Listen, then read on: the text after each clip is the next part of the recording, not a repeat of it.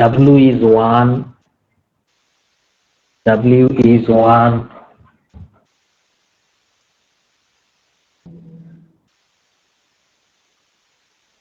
T is 2000.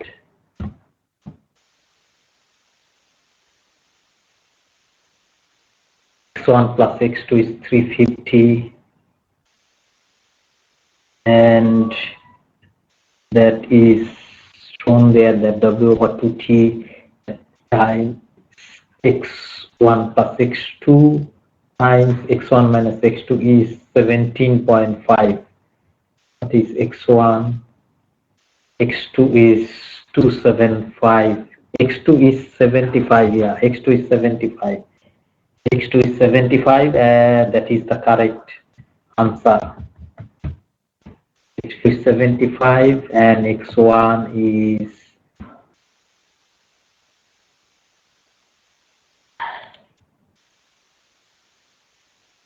X1 is 275.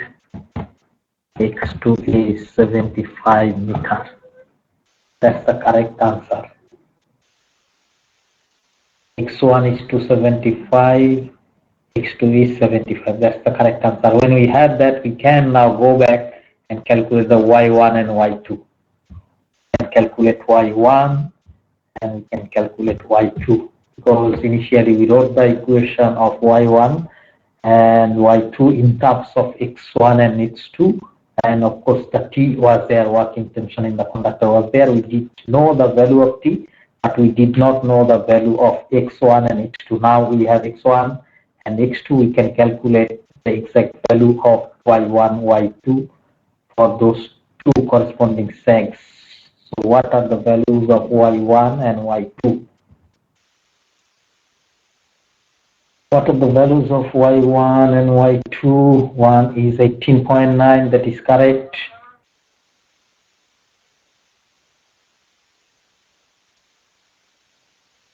Y2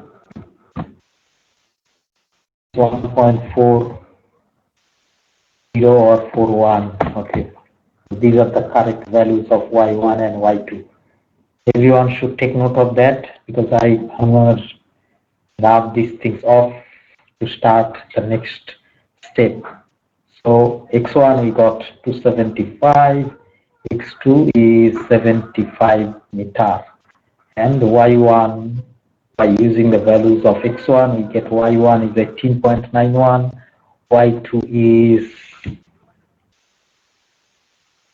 1.41 meter. Right, so when we have that, we can go to the next step. Next step is, now we try to find out the distance between the lowest point of the conductor and ground. Lowest point of the conductor is O, and the ground here is the point G. So we can look at this portion, this vertical distance. The distance between the lowest point of the conductor O and the ground is OG. So that is where we are going now. So the clearance between the lowest point of the conductor and ground is OG from the diagram. Right, and OG is equal to what? If you look at the diagram, it can be expressed as BG minus Y1 plus, or minus Y1 minus GF.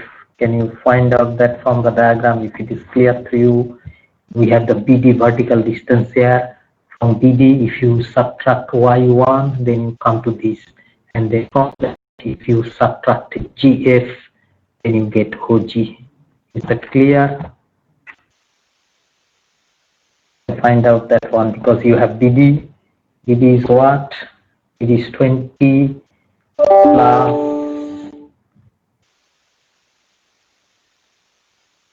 17.5 that is PD minus Y1 was 18.91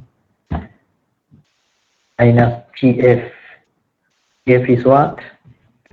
Is tan delta part of that, tan alpha, tan theta. So 75 times 1/20. Yes, 14.84 is the correct answer. So this is the clearance between the lowest point of the conductor and ground. The point of the conductor is O and the ground is, we labeled it as G, capital G. So that's the clearance between the lowest point of the conductor and ground. I'm repeating, that's the distance of the clearance between the lowest point of the conductor and ground. It does not necessarily mean that this is the minimum distance between the conductor and ground, because the ground is also slopy, not plane. So that first part is done. Part A is done. The clearance between the lowest point of the conductor from the ground is done. Now we have to find out the minimum ground clearance, meaning the minimum distance between the point on the conductor and ground, where we don't know. So we're choosing any point on the conductor P, which has a coordinate of XY. Like this is Y x-axis, this is y-axis. So from that, at a distance of x, on the horizontal side and on the vertical side, we're choosing a distance of y. The coordinate will be xy from that point P.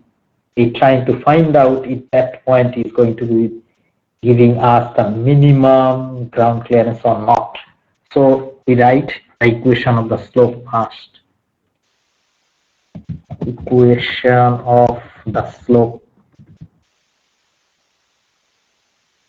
You can write that general equation, y is equal to mx plus c. I'm writing just like that, y is equal to mx plus c, that we write in our mathematics, and in this case x is x and m is tan alpha, that we chose alpha angle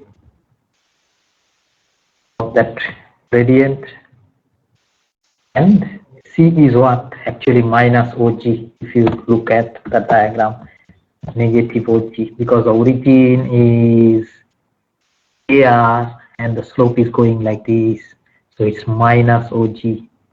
So x tan alpha minus OG, and tan alpha is 1/20, so it becomes x/20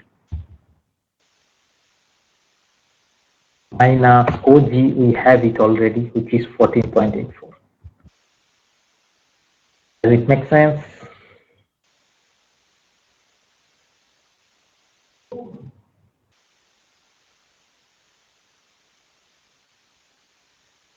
Does it make sense? Please let me know. Does everyone get it? From the diagram, you need to know, you need to go to the diagram, apply that geometry equation of the slope y is equal to mxc, x plus c. That's what we always remember. That's why I wrote it. And then m is equal to tan alpha, and that is 1/20. X remains x because that is the horizontal distance. And then we use the OG, which is already having that value of 14.84. Now we can write the clearance. Okay, let me use another box.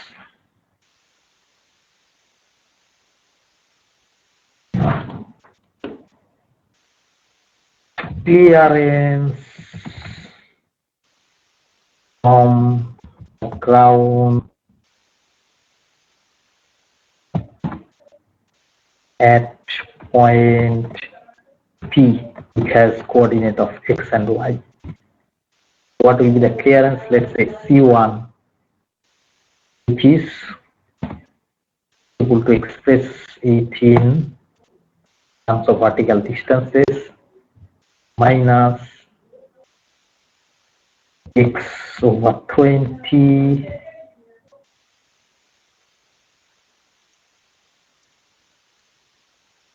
minus 14.84. Does this equation make sense to you?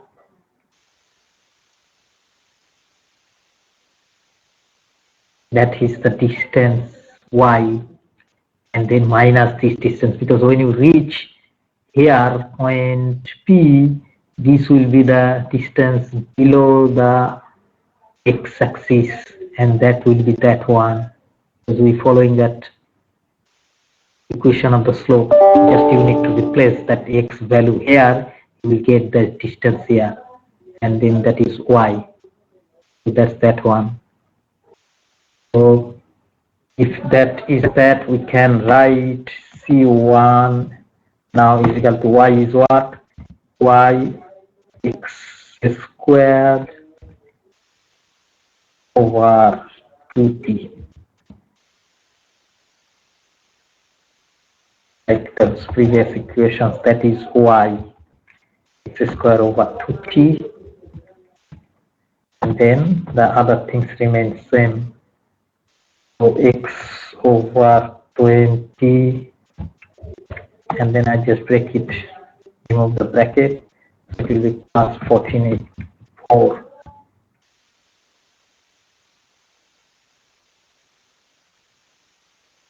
Right? But here, okay, now let me put it here. This is a problem. Now for that, for C1 to be minimum, what we need to do, the C1 of the x should be equal to 0. From where we can find out x will be equal to 100 meter. You find out that one, you put dc1, meaning the first derivative of that c1 will be 0 with respect to x. First order derivative of c1 with respect to x will be equal to 0 for c1 to be minimum. And we put that, we find x1 is equal to x is equal to 100 meter. Now we got x equal to 100 meter. We need to make sure now that's for minimum. So what we do, we find out the double derivative of it. So dc1 squared over d squared. So if we take the double derivative, we will find it's 1 over 2000, which is actually greater than 0, which confirms that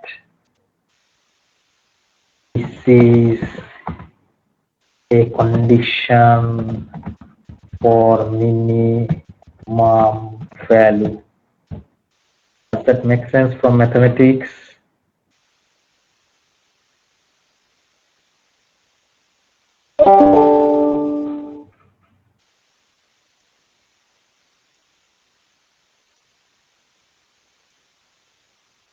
Right, so if we got now the value of x, we can go back to the equation of C1.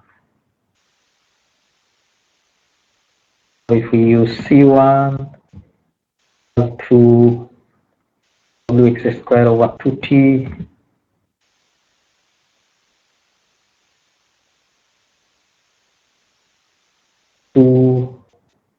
one is 100, so let me write it, and I'll put the values later on so that you have the formula wx squared over 2t. That's the first one. Right. Now x over 20, x over 20 plus 14.84. X is 100.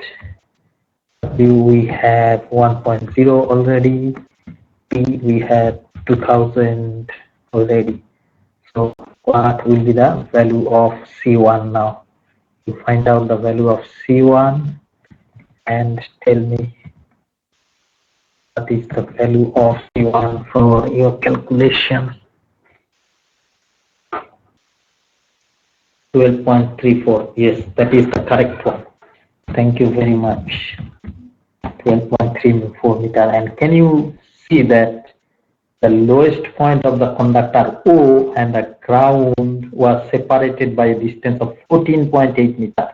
The distance between the lowest point of the conductor and ground was 14.8 meter. And that is why we are sometimes confused. Why are we still trying to find out the minimum ground clearance between the conductor and the ground? And that is what we find here, that this distance is 12.3 meter, which is smaller than 14.84 meter. Does it make sense to you? Think about it.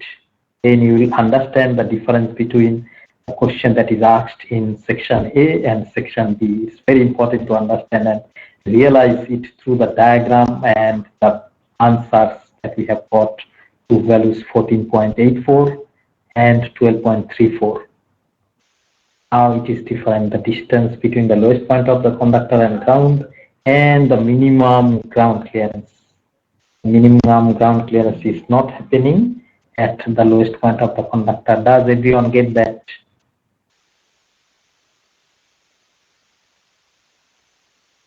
Does everyone get that? If you did not get that, you verify it with the diagram and the answers that you have.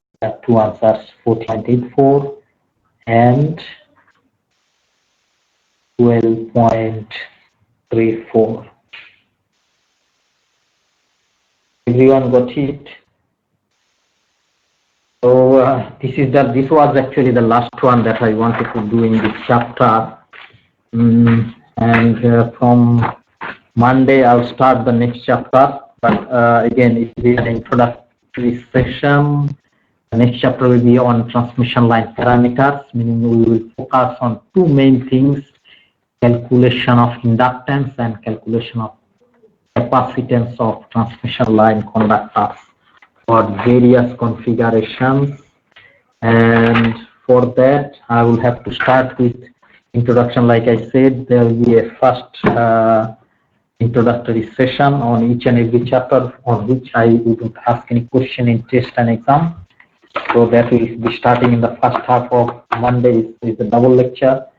So we start that one. You must not miss that one. I don't see again many people today. I have only 18, 17 people sitting here, not even 1/3. That is very serious.